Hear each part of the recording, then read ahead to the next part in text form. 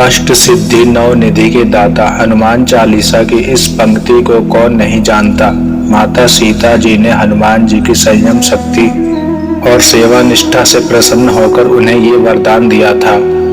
इन्हीं सिद्धियों के कारण श्री हनुमान जी असीम शक्तियों के स्वामी हैं।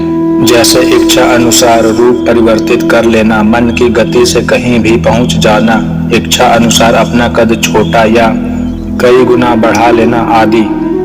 इसके अलावा और भी कई ऐसी शक्तियां हैं जिसके द्वारा हनुमान जी ने श्री राम जी के असाध्य कार्यों को साध लिया था।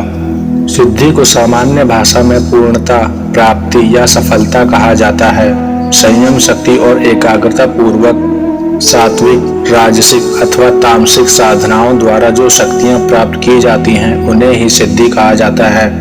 जैसे दिव्य दृष्टि की प्राप्ति, एक ही समय में कई जगह प्रकट हो जाना, पूर्व जन्म का ज्ञान होना, भविष्य की घटनाओं को देख लेना आदि।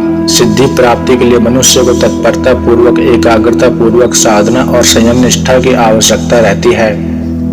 किसी व्यक्ति के पूर्व जन्म के अधिक पुण्य और तपस्या संचित होते हैं तो जन्म से ही आंशिक रूप से यह सिद्धियां उसे स्वतः ही प्राप्त हो जाती हैं। सनातन ग्रंथों में जिन अष्ट सिद्धियों का वर्णन मिलता है उनमें से पहली है अणिमा।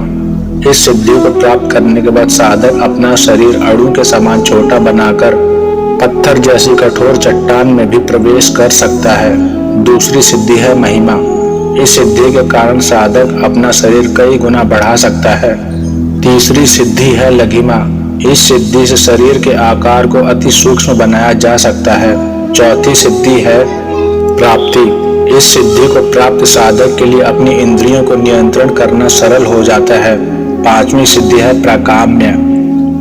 यह सिद्धि मनुष्य को लौकिक और पारलौकिक समस्त भोगों से संपन्न बनाती है। छठी सिद्धि है वशीता। जिस साधक को यह वशीता नाम की सिद्धि प्राप्त होती है, समस्त पृथ्वी पर उसका कोई शत्रु नहीं होता। हिंसक प्राणी भी उसके वशीभूत होते हैं। सातवीं सिद्धि है ईशिता। इस सिद्धि की प्राप्ति के बाद पृथ्वी, जल, अग्नि, वायु और आकाश पंच महाभूतों पर वह विजय प्राप्त कर लेते हैं, अर्थात ये सभी उसके अनुकूल हो जाते हैं। इसके बाद अष्ट सिद्धियों में 8वें स्थान पर ख्याति नामक सिद्धि आती है। सदाचार परायण संयम निष्ठ साधक जब इस सिद्धि को प्राप्त करता है तब पूरी पृथ्वी पर उसका यश छा जाता है।